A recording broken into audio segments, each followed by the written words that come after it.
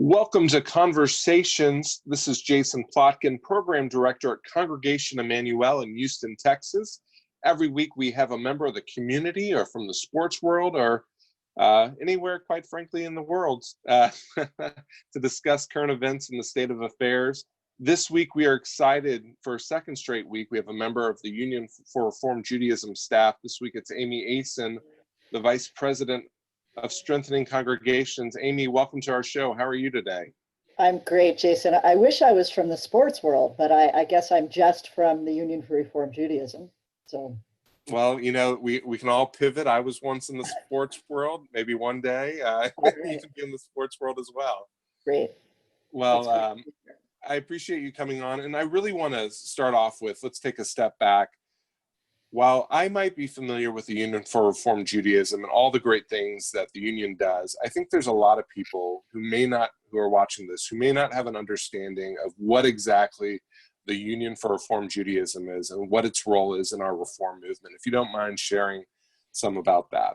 Yeah, absolutely. So the Union for Reform Judaism leads the reform movement in North America. The Reform movement is the largest movement in Jewish life in North America. And part of our mission is to help bring more people into Reform Judaism, for them to see that Reform Judaism has something to offer them, to connect them to communities and congregations, and then to help strengthen those communities and congregations in a network, really to mobilize for active Jewish life and for the kind of world that we all hope to create. Now, for many of our viewers, they're familiar with the two large Reform synagogues in Houston, the Congregation Emanu, where obviously I'm from, Beth Israel, and then we have some smaller congregations who are part of the Reform movement. I think a lot of people aren't aware of just the depth and the breadth of the close to 900 congregations in the Reform movement. Can you kind of give us a snapshot of the diversity of the congregations, where they're from, et cetera? Yeah, absolutely. And I also just want to acknowledge the strength of the Houston Jewish community and the strength of the Reform community in Houston. And really, in some ways, thank you for that, because that adds to our strength and power overall, and our ability to bring the value of Reform Judaism to North America. In terms of the breadth of congregations, believe it or not, there are about 200 congregations in the Reform movement that have fewer than 75 households. And these are often in small towns and isolated towns, but not always. Sometimes it's a small group of families that, in a major metropolitan area that just decides they want to form a congregation.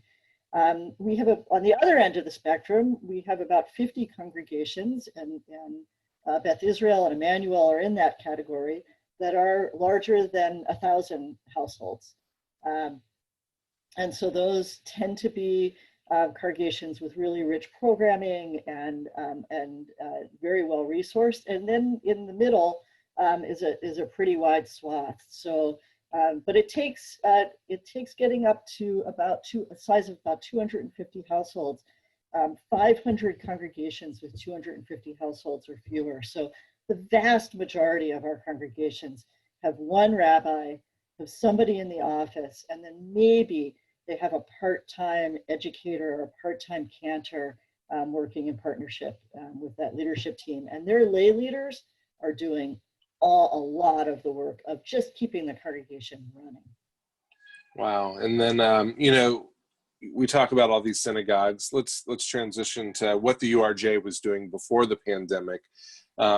You wear a lot of hats in your role as Vice President of Strengthening Congregations. Of course, there's my cat who makes appearances, so welcome Sammy to the show. But what key areas of the URJ infrastructure fall under the hats and umbrella that you wear? So my role is really twofold. One, to make it easier for congregations to run themselves, to help provide them tools and resources that I think in parlance, they don't have to reinvent the wheel. hey, somebody else must have thought of this, somebody else must have done that, or boy, if all 850 congregations band together on this, we can do this better than if each one of us tries to do it alone. So that's one whole role, is make it easier to run congregations. The second is to think about the change that's happening in our world, our secular world and the religious world, and help congregations adapt to those changes. So those are the kind of the two major thrusts of the work that I lead. And those changes are happening really in three areas. The financial structure of congregations, their leadership and governance and the way they're run, and then third, engagement. How do we bring the wisdom of the Jewish tradition to our congregants and participants and people out in the world who haven't become a congregant or a participant yet? How do we bring that to them in new ways? And so those are the things that I spend most of my time working on. Now, the synagogues, we talked about their varying sizes, their various infrastructures. What prior to the pandemic would you say were some of the biggest challenges that you saw on a recurring basis from the synagogues that sought out the expertise and the tools that the URJ provides? I think the three topics that I mentioned, financial sustainability, how do we adapt our revenue and our cost structure to the world that we live in now? Second, how do we change the way we lead and govern this place? If our bylaws were written 50, 75 years ago, how do we think about modern tools and techniques for leading in a less hierarchical world? We're in a more networked world than we ever have been, but most of our leadership and governance assumes a hierarchical structure. And then third, engagement. How do we engage our congregations so that they're developing relationships, so that the congregation is addressing the big questions in their lives that they're wrestling with, and so that they're having an impact on themselves, on their communities, and the world around them.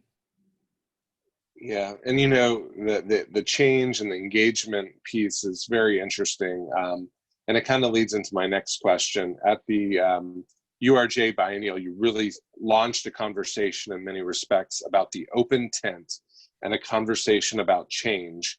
Let's start with what I view as the jumping point, if you will. You stated the decision to stay the same is a decision to allow the synagogue model to fade away. In a nutshell, what does that mean? What that means is that we have to adjust to the world that we're living in. And I think it's kind of interesting to think about pre-pandemic and post-pandemic. In some ways, that statement has only been accelerated. If it was true then, it's only more true now.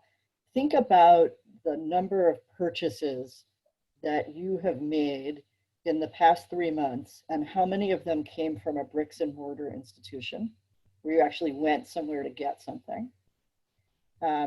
Think about how that was before the pandemic. And think about whether or not we're ever going to go back to the way it was. It's very easy to see that now because it's changed exponentially, but it was happening before the pandemic. And I think that was really the point that I was making. The world, even in December, when I made that statement, had changed, but congregations, for the most part, were behaving as if it didn't. They wanted to, Amazon doesn't exist, we can be Kmart.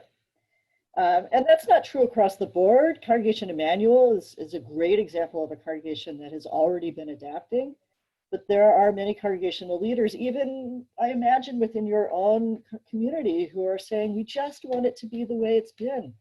It's part of who we are. It's something we can rely on for it to be the way it's been. The challenge is balancing that with the reality of the world around us. And in some ways, it's the people who are sitting in the pews or sitting in their living rooms on Shabbat every Friday night who are our most dedicated congregational members. Maybe some of the people who are on this call right now, who have to be willing to be the ones to say, it's okay if things change. I'm willing to let go of some of that because I understand that this community needs to stay relevant, not just for me, but for a broad swath of people. So sometimes when I give that speech, I'll say it today to the congregants who are out there, let your leadership know that it's okay to change. They need to hear that from you. And we cannot continue to make the same assumptions about congregational life that we have and expect people on the outside to just wake up one day and say, oh, now I find that valuable. It's not going to happen. If we view synagogues as kind of like a science experiment and trying to push the envelope of change, I think at Biennial you implored congregations to begin what was called disruptive experiments. And I'd really like to dive into what you view as some of the good examples of disruptive experiences that you've seen to date, and kind of what that really means. So I want everybody on the screen to who's watching right now to take your hands and clasp them like this, and then just look if your left thumb is over your right thumb or your right thumb is over your left, and then whichever way you did it, go the other way. Put the other thumb on top, and just feel how like icky that feels. By the way, if you're left-handed or right-handed, that does not determine which way you clasp your hands. It's just like a thing that everybody does, and that's disruption in a way. It feels different. That's not the kind of disruption I'm talking about. I'm not just talking about things that feel hard. In some congregations, changing the light bulbs feels hard. That's not disruptive change. What disruptive change is about saying, we've been relying on this membership model. We've been relying on satisfying the set of congregants that we always target our programming at. We've been relying on our building as core assets. And we're willing to try some experiments where our membership model, our core audience, and our building, and maybe even the way we staff things, are not leveraged. We're going to do things outside of the building. We are going to say, we're going to do some experiments that have nothing to do with our regulars. We're not going to target them. We're going to target a different audience. And we may or may not charge. We're going to think about a different revenue structure. I think before COVID, there were lots of congregations out there, for example, that didn't want to put things online because they thought that if they do that, why would anybody come into the congregation? And now so in some ways that's a disruptive experiment that we've all been forced into making, which is to do this kind of conversation by video conference. We're starting to see more and more of that as we go. One big disruptive experiment that some congregations are wrestling with right now is High Holy Days. Should they broadcast their High Holy Day services via Facebook Live and therefore sacrifice the ability to charge for them this year? What will that do if they can capture the data and know who tuned in and bring those people into a pathway and a set of experiences that over time get them more involved in the congregation and eventually maybe becoming members? That's an awesome investment, but it requires us to disrupt. It requires us to say, we're not going to rely on that revenue stream anymore. We're not going to rely on people coming into the building anymore. We're going to really think differently about the way we do this. And believe it or not, even though Emanu has such a vibrant social media presence, I was a very late person into being on board with us putting our services on Facebook, which we do and have done for about 3-4 years, but I was very hesitant to get there. So, now almost everyone, at least in the Houston community, does it. So we've had that change and we've gotten there. It's really fascinating. But you talked about engagement earlier, and When I was hired at Congregation Emanu in 2013, I was called an outreach coordinator, and I'm not sure that people knew what that was. I was the only one in Houston with that title. And then in recent years, we've seen engagement really take the top. You've seen a lot of positions with the word engagement. Our membership and engagement person, Elizabeth Townsend, has that title. And then recently I met someone who has the title Open Tent Coordinator from California, believe it or not. And that was the first time I'd seen that. So we've obviously had different buzzwords, right, that have happened. Has the meaning changed? Or there really something new? Is there really something new going on as we transition from outreach to engagement to open tent in the movement? Well, I think there's two different forces going on at the same time. One is an understanding that our Jewish community is very diverse. So that's one piece. And then I think the second piece is a much better understanding of the concept of segmentation. So let me take those one at a time. Outreach, that term was first coined, probably in the 80s, it was about reaching out to people who were the non-Jewish spouse or a non-Jew who was interested in the congregation, somebody whom we might now call Jewish adjacent. And so it was all about interfaith. Outreach coordinators were about interfaith work. I think as the understanding of the diversity of the Jewish community became more complex, outreach came to mean something else. So that's one thread that runs through that, is really thinking differently about diversity. And that might be part of what open tent means. I think the other thing is a more sophisticated segmentation. And so that's really about understanding that we have people in our congregation who are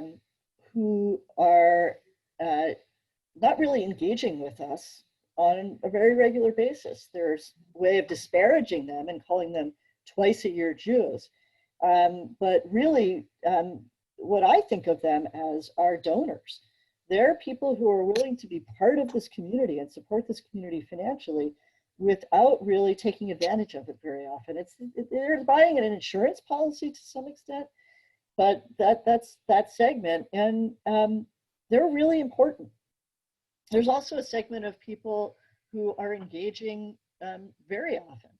And then there are people on the outside, participants who aren't members, and then potential participants and potential congregants. And so I think the job of engagement is really to be thinking across all four of those segments and really thinking about how to serve them differently. Very often a congregation is focused on the second segment, the segment of highly engaged congregational members. And I will say, and this is maybe a little agitational, we overserve you. The people who are on this video right now, the regulars, we overserve you. What we really need to think about doing is taking some of the resources that we are using to serve the same people over and over again, if we want to actually grow the community, if we want to bring more people into Jewish life, we've got to figure out how do we reallocate some of those resources to a different population. That's what's disruptive. That is an example of being disruptive. And that's why I come back to the people on the screen. If you really want to say, like, why aren't more people joining congregations?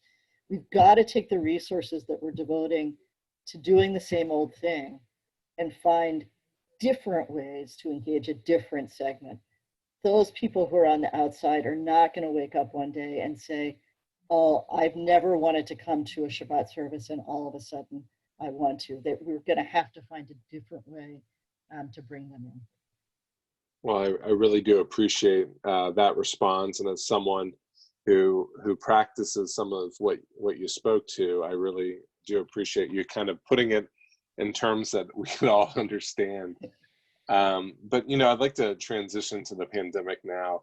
In your bio, there's two pillars, if you will, that resonate with the present circumstances. You have crisis management and congregational innovation. We've kind of talked about the innovation side in many respects already, but are there any prior experiences that the URJ has faced, whether as a whole, maybe a particular region or specific synagogue, that compares in any sort of sense to what we're dealing with now? And maybe being in Houston, I might have an idea of what your answer is, but I mean, you've kind of experienced all sorts of calamities from coast to coast, and I'm curious.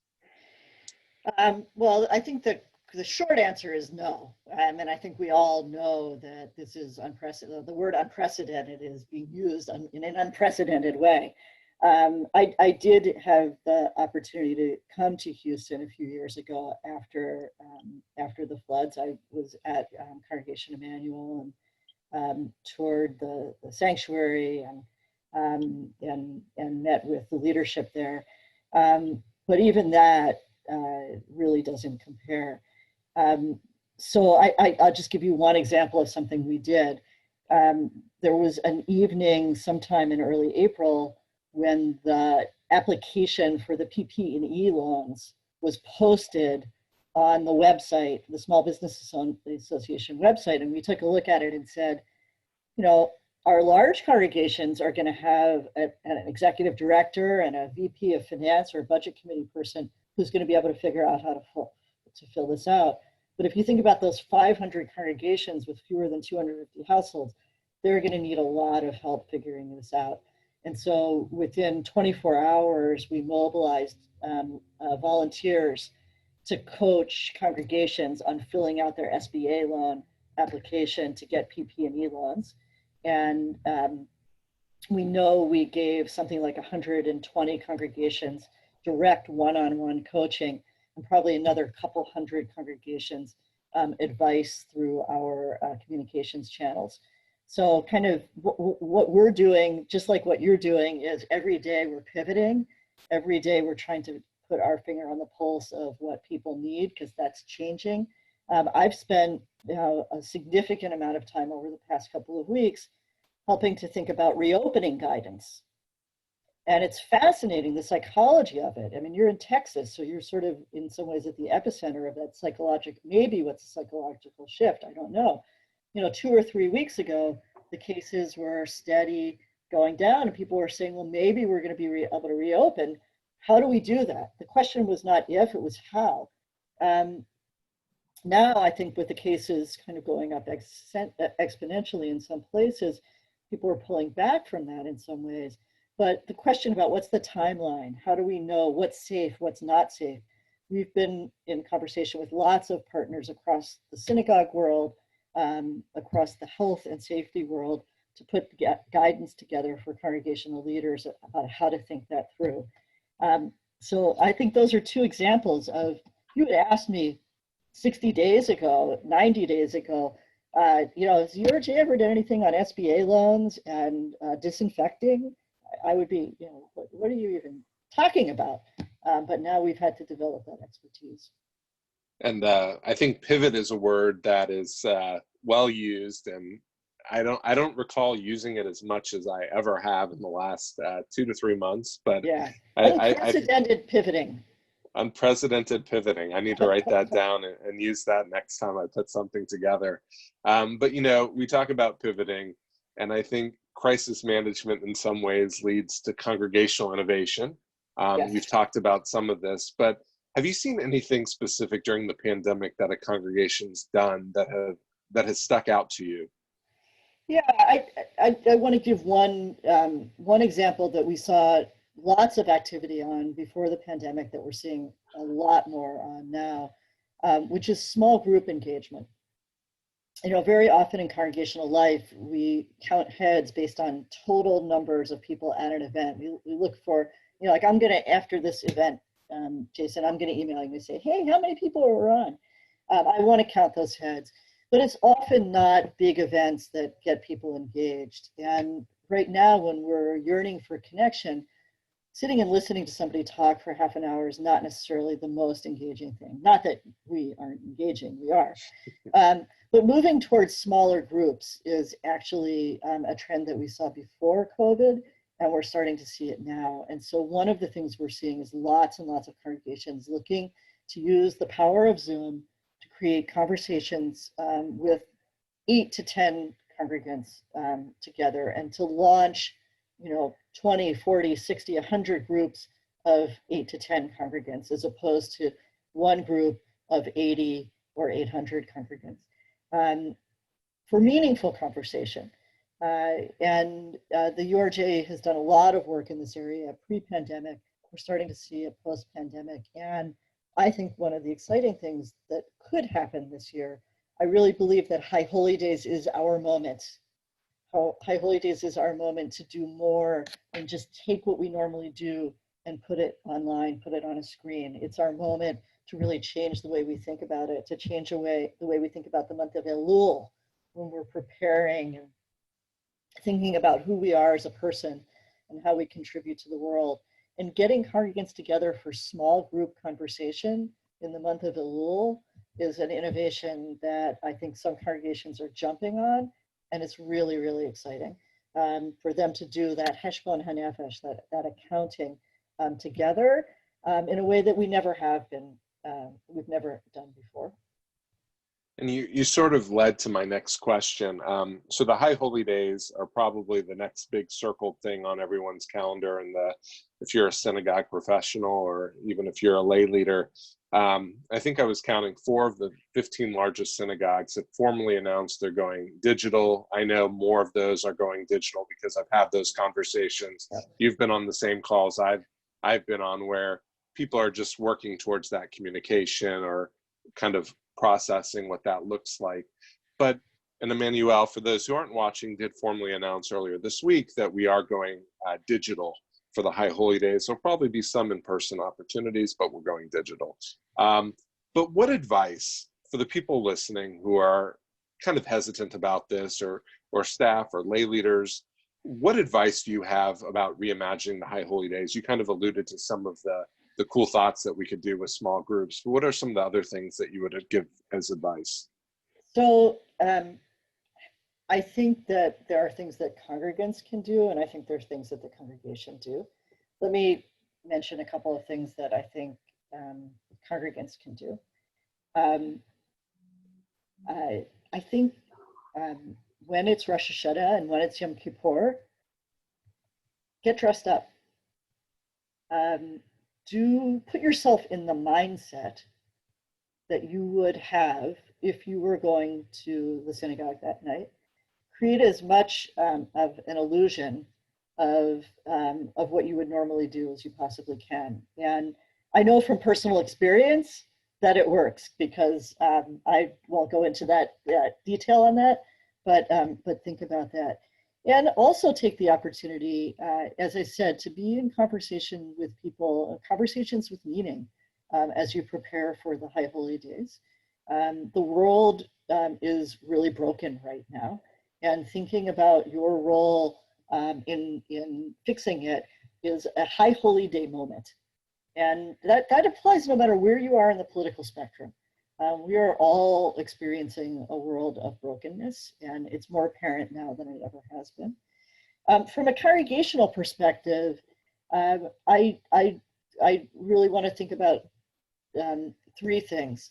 Number 1, don't just take what you normally do and put it on a flat screen. I can't imagine very many people are going to sit through 6 hours of services on, or 8 or 12 hours of services on Yom Kippur. The second thing is, think about moments. You have moments. I know, I have never been to High Holy Days at Congregation Emanu, but I know that you have a moment that everybody looks forward to every year at High Holy Days. There's something that you all do. And it might not be that you can do that moment this year, but there's a moment that you can create, and you may need to engage your congregation around it beforehand. So this is a completely random idea that I don't know would work, but an example, if you sent everybody in the congregation, or you asked everybody in the congregation to make sure that they had apples and honey at home. There's a moment on Erev Rosh Hashanah where everybody took out their apples and honey and ate apples and honey at the same time. that's a communal moment, an interactive moment, a participatory moment that's really different that you can do because everybody's home that you wouldn't normally be able to do if everybody was together.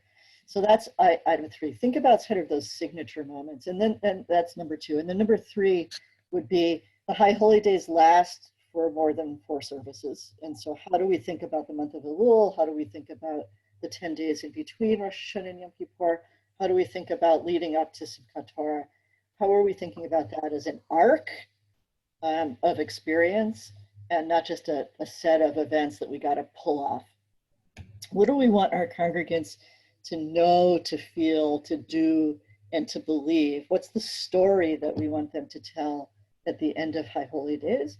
And then we can go and design for that. And I really find the High Holy Days, when programming hasn't been so normal, to really, as someone who loves logistics, to have a lot of fun with the High Holy Days and brainstorming with my colleagues. And I really can't wait to share some of what we have in store for our congregants over the next few weeks as we really launch what that looks like. So I thank you for giving some feedback to our congregants, our staff, and my leadership. And on that note, I like to end on something for people to take away. And so with our last question of the time we've spent together, I really want to share with those who are watching, and I'm happy to add these on our Facebook and on YouTube in the links, but what tools are available from the URJ and outside the URJ to help synagogues, lay leaders, and staff shape their operations to meet the changing needs of its congregants, whether it's during the pandemic or whatever the new normal looks like? What are some of the things available? So I mentioned already the resources around reopening, and I think they are very important. I also want to mention something that we just launched called Marketplace, which is an opportunity for congregations to purchase at group discount rates some of the supplies that they need. And, just at a very practical level, if you're going to buy masks or hand sanitizer, Marketplace is a good place to go for that. All the way across the spectrum to, we're in a racial justice moment in this, in at least in the United States, and if not the whole world right now. There's a whole set of resources on how your congregation can help individuals can get involved in that, but also how your congregation can start thinking about your own racial equity, diversity, and inclusion. We just launched a toolkit for congregations around that as well. We have a course that's launching on July 6th on how to run small groups. I talked about small groups as a key engagement vehicle, and a course that we have that's going to teach congregational leaders how to do that. We're engaging congregational educators. Big question: what's going to happen to we didn't touch on religious school for September and October. How are we going to relaunch religious school? So there are networks of congregational educators and early childhood educators who are in conversation about that. I also want to mention 2 really cool things. One is virtual camp. So connect to some of the amazing program that Green Family Camp is doing, that our URJ camp system is doing, and also a new project called RJ on the Go, which will, I can get the dates right, I think it launches June 29th, next Monday, and it's an opportunity for families with children between 5 and 12 years old to connect to some online experiences, and it's free to families who are members of URJ congregations. And we're really excited about that project because we think that's how we're going to, one of the ways that we're going to begin to engage more parents and families with young children in Reform Jewish life. Well, I would love to thank you once more for sharing your time with us, sharing some insight into what the Union for Reform Judaism is doing for our congregants, for our congregations, and really the Jewish communities at large. And thank you everyone for watching our show. Just some notes as we close. Again, we are promoting, the URJ actually is doing a daily Facebook after supper song session tonight, which is a Wednesday. The show airs on Wednesdays at noon. There will be a song session led by our friends from Green Family Camp at 7 p.m. go to the Union for Reform Judaism website, which we'll tag in the Facebook post. And of course, next week, our conversations continue. This is our weekly series, 12 p.m. on Wednesday. It's July 4th coming up. We're talking to Dan Lanson, Southwest Airlines communication lead and an Emanu alum, to talk about what's forthcoming in the travel world and what Southwest Airlines has done to pivot. Again, thanks for joining us on Conversations. We had Amy Asin, the Vice President of Strengthening Congregations from the Union for Reform Judaism, myself, Jason Plotkin. Thanks to David Tanner behind the scenes, and I apologize once more for my cat Sammy, who makes regular appearances. We'll see you next Wednesday. Take care, everybody.